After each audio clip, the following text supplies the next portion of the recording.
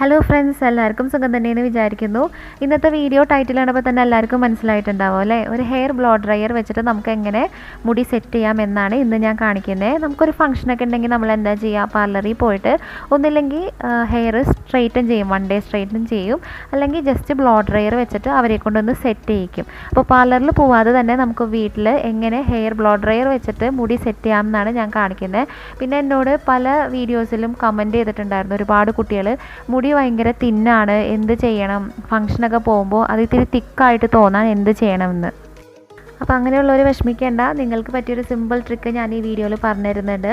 പിന്നെ flat iron വെച്ചിട്ട് മുടി സെറ്റ് ചെയ്യാനായിട്ട് അധികം അങ്ങനെ ആർക്കും ഇഷ്ടമുണ്ടാവില്ല. കാരണം മിക്കവരും പറയുന്നത് ഞാൻ കേട്ടിട്ടുണ്ട്, മുടി ഭയങ്കര ഒട്ടിക്കിടക്കും അല്ലെങ്കിൽ തിക്നെസ് കുറവുള്ള പോലെ തോന്നും. അങ്ങനെയുള്ളവർക്ക് പറ്റിയൊരു ഓപ്ഷനാണ് ഈ ഹെയർ ബ്ലോ ഡ്രൈയിങ്.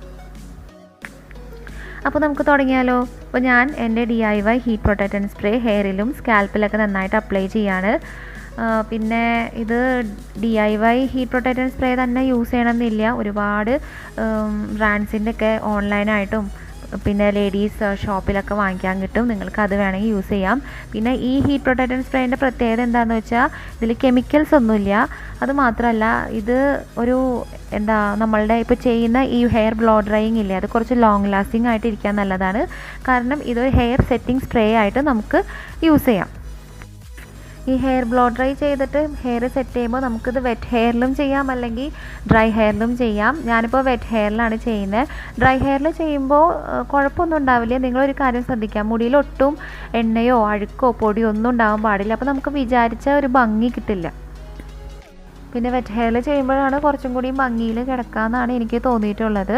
ഇനി നമുക്ക് ഈ മുടിയൊന്ന് ഉണക്കിയെടുക്കണം. അപ്പോൾ ഒരു പാഡിൽ ബ്രഷ് എടുത്തിട്ട് ആദ്യം ഈ ബ്രഷ് നമ്മുടെ തലയിലൊന്ന് പ്രസ് ചെയ്ത് പിടിക്കുക. എന്നിട്ട് ജസ്റ്റ് ട്വിസ്റ്റ് ചെയ്യുക. എന്നിട്ട് ബ്ലോ ഡ്രയർ വെച്ചിട്ട് ഇതുപോലെ മുടി ഡ്രൈ ചെയ്തെടുക്കുക. നിങ്ങൾക്ക് മനസ്സിലാവാൻ വേണ്ടിയിട്ടാണോ ഞാൻ ഇങ്ങനെ പറഞ്ഞത്. വീഡിയോയിൽ കാണുന്ന പോലെ ചെയ്യുക.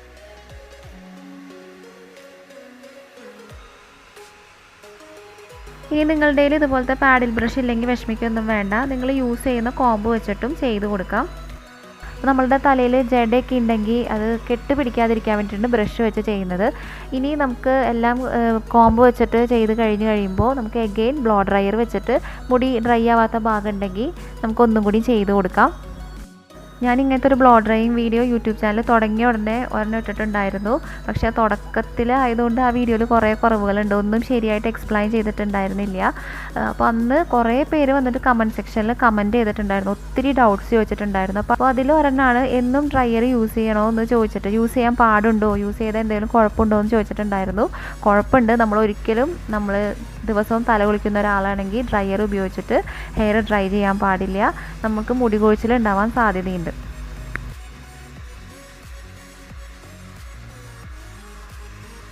നമുക്ക് എന്തെങ്കിലും സ്പെഷ്യൽ ഒക്കേഷൻ അല്ലെങ്കിൽ ഫംഗ്ഷനൊക്കെ വരുമ്പോൾ മാത്രം ഇതുപോലെ ബ്ലോ ഡ്രൈ ചെയ്ത് സെറ്റ് ചെയ്തിടുന്നതായിരിക്കും നല്ലത്. ഇപ്പോൾ എൻ്റെ ഹെയർ നോക്കുകയാണെങ്കിൽ ഒരു 80% ഡ്രൈ ആയിട്ടുണ്ട്. ഇനി നമുക്ക് സെക്ഷനായിട്ട് എടുത്തിട്ട് ഹെയർ ബ്ലോ ഡ്രൈ ചെയ്ത് സെറ്റ് ചെയ്തിടണം. അങ്ങനെ ഞാൻ എൻ്റെ ചെറിയൊരു സെക്ഷൻ ഹെയർ ഇവിടെ എടുത്തിട്ടുണ്ട്. പിന്നെ നമുക്ക് വേറൊരു സംഭവം കൂടി വേണം. ഇതുപോലത്തെ ഒരു റൗണ്ട് ബ്രഷ് വേണം. ഇത് പ്രൊഫഷണലായിട്ട് സലൂൺകാർ യൂസ് ചെയ്യുന്ന ബ്രഷാണ്.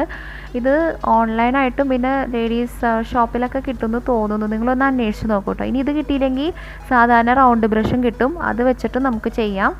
ഇനി കിട്ടിയില്ലെങ്കിൽ നിങ്ങൾക്ക് ഓൺലൈനായിട്ട് വാങ്ങിക്കാം.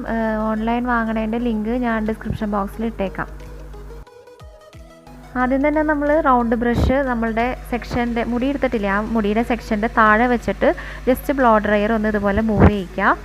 അതിനുശേഷം റൗണ്ട് ബ്രഷ് ഇതുപോലെ മുടിയുടെ അറ്റത്തേക്ക് കൊണ്ടുവന്നിട്ട് ഒന്ന് റോൾ ചെയ്യുക. റോൾ ചെയ്യുമ്പോൾ ഭയങ്കര അമർത്തിയൊന്നും റോൾ ചെയ്യരുത്, ജെൻറ്റിലായിട്ട് വേണം റോൾ ചെയ്യാൻ.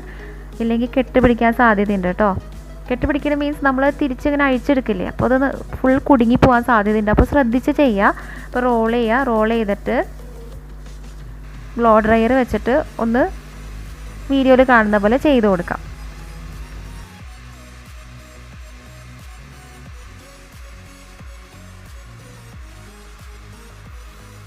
ഇനി ആ കോമ്പ് തിരിച്ച് ഊരിയെടുക്കുമ്പോൾ കെട്ടുപിടിക്കാതിരിക്കാൻ ഞാനൊരു ട്രിക്ക് പറഞ്ഞുതരാം. കോമ്പ് ഇതുപോലെ വെർട്ടിക്കലായിട്ട് പിടിക്കാം. ഓക്കെ, എന്നിട്ട് ജസ്റ്റ് ഒന്ന് ട്വിസ്റ്റ് ചെയ്തെടുക്കാം. വീഡിയോയിൽ കാണുന്ന പോലെ പതുക്കെ ഇതുപോലെ ട്വിസ്റ്റ് ചെയ്ത് ഊരിയെടുക്കാം. എൻ്റെ ഹെയർ സ്ട്രെയിറ്റ് ആയതുകൊണ്ടാണ് കേട്ടോ, അല്ലെങ്കിൽ എൻഡിൻ്റെ ഭാഗം കുറച്ച് കേളായിട്ട് കിട്ടിയാണേ. നിങ്ങളുടേത് ഒരു നാച്ചുറൽ വേവിയൊക്കെ ഹെയർ ആണെങ്കിൽ തീർച്ചയായിട്ടും ഇങ്ങനെ റോൾ ചെയ്ത് കഴിയുമ്പോൾ ഒരു ചെറിയൊരു കേള് കിട്ടും. മനസ്സിലായോ പറഞ്ഞാൽ? കണ്ടിട്ടില്ലേ, ഹെയർ സെറ്റ് ചെയ്ത് കഴിയുമ്പോൾ ബാക്കിയുള്ള ഭാഗം സ്ട്രെയിറ്റ് ആയിട്ടും എൻഡ് മാത്രം കേളായിട്ടും കിടക്കുന്നത്. ഇങ്ങനെ ചെയ്യുമ്പോഴാണ് അങ്ങനെ കിട്ടുന്നത്. അപ്പോൾ ഞാൻ ചെയ്ത് കഴിഞ്ഞ സെക്ഷൻ എടുത്ത് ബാക്കിലേക്ക് ഇട്ടു. അടുത്ത സെക്ഷൻ എടുക്കുകയാണ്.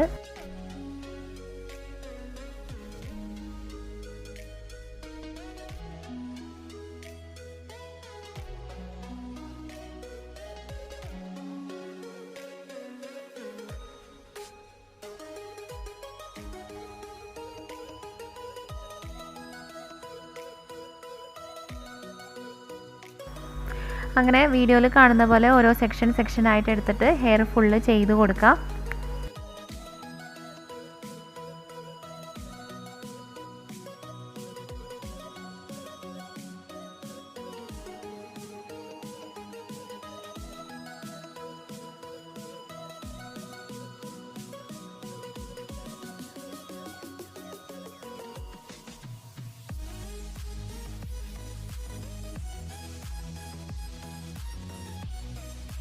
നമ്മൾ ഏറ്റവും കൂടുതൽ കോൺസെൻട്രേറ്റ് ചെയ്ത് ചെയ്യേണ്ട ഭാഗം ക്രൗൺ സെക്ഷനാണ്. കാരണം ക്രൗൺ സെക്ഷൻ നല്ല ബൗൺസിങ് ആയിട്ടും കുറച്ച് പൊന്തിയൊക്കെ നിൽക്കുകയാണെങ്കിൽ നല്ല ഭംഗി ഉണ്ടാവും കാണാനായിട്ട്. അപ്പോൾ ക്രൗൺ സെക്ഷൻ ചെയ്യുമ്പോൾ നമ്മൾ പാർട്ടീഷൻ ചെയ്യുക. എങ്ങനെയാണ്, നമ്മളിപ്പോൾ സൈഡ് പാർട്ടീഷൻ ആണെങ്കിൽ അങ്ങനെ എടുക്കുക. അപ്പോൾ ഞാൻ റൈറ്റ് സൈഡിലാണ് എടുത്തിട്ടുള്ളത്. അപ്പോൾ അതിൻ്റെ ഓപ്പോസിറ്റായിട്ട് കോമ്പ് വെക്കുകയാണ്. അതിനുശേഷം ബ്ലോ ഡ്രയർ വെച്ചിട്ട് ഇതുപോലെ ചെയ്ത് കൊടുക്കാം.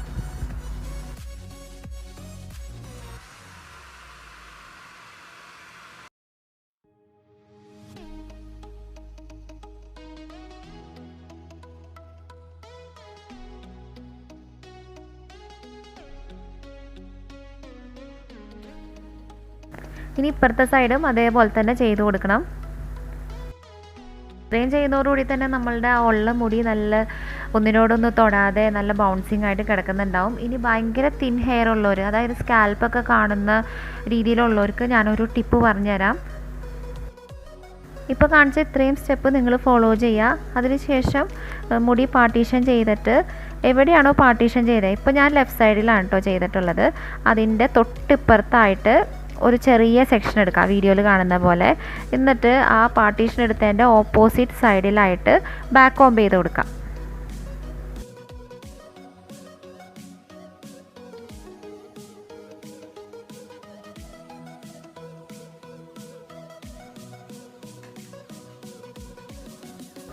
അതിനുശേഷം നമ്മളുടെ ബ്ലോ ഡ്രയർ എടുത്തിട്ട് ആ ബാക്ക് കോംബ് ചെയ്ത ഭാഗമല്ലേ അവിടെ ഒന്ന് സെറ്റ് ചെയ്ത് കൊടുക്കാം.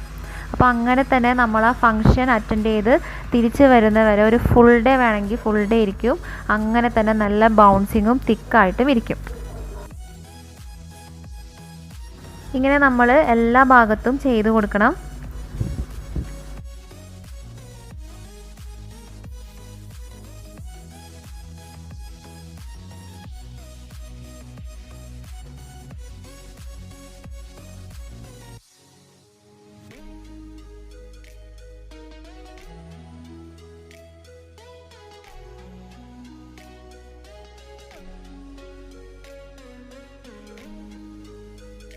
അപ്പോൾ ഞാൻ ചുമ്മാ ബ്ലോ ഡ്രൈ ചെയ്ത് സെറ്റ് ചെയ്തതും ബാക്ക് കോംബ് ചെയ്ത് സെറ്റ് ചെയ്തതും തമ്മിലുള്ള ഡിഫറൻസ് ഇപ്പോൾ നിങ്ങൾക്ക് മനസ്സിലായിട്ടുണ്ടാവും.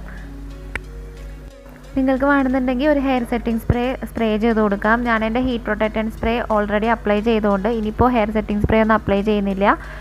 നിങ്ങൾക്കൊരു ഫുൾ ഡേ നിൽക്കണമെന്നുണ്ടെങ്കിൽ മസ്റ്റായിട്ടും ഹെയർ സെറ്റിംഗ് സ്പ്രേ അപ്ലൈ ചെയ്യണം. അപ്പോൾ ഇന്നത്തെ വീഡിയോ ഇവിടെ കഴിയാണ്. അപ്പോൾ വീഡിയോ യൂസ്ഫുൾ ആയിട്ടുണ്ടെങ്കിൽ ആ ലൈക്ക് ബട്ടൺ ഒന്ന് ക്ലിക്ക് ചെയ്യാൻ മറക്കണ്ട. പിന്നെ നിങ്ങളുടെ ഫ്രണ്ട്സ് ആൻഡ് ഫാമിലി ആയിട്ട് ഈ വീഡിയോ ഒന്ന് ഷെയർ ചെയ്യുക. സബ്സ്ക്രൈബ് ചെയ്യാത്ത ആരെങ്കിലും ഉണ്ടെങ്കിൽ സബ്സ്ക്രൈബ് ചെയ്യുക, സപ്പോർട്ട് ചെയ്യുക. ഇതുവരെ സബ്സ്ക്രൈബ് ചെയ്ത് സപ്പോർട്ട് ചെയ്ത എല്ലാവർക്കും താങ്ക് യു സോ മച്ച്. അപ്പോൾ നമുക്ക് മറ്റൊരു വീഡിയോയിൽ കാണാം. അതുവരെ ബൈ, ടേക്ക് കെയർ.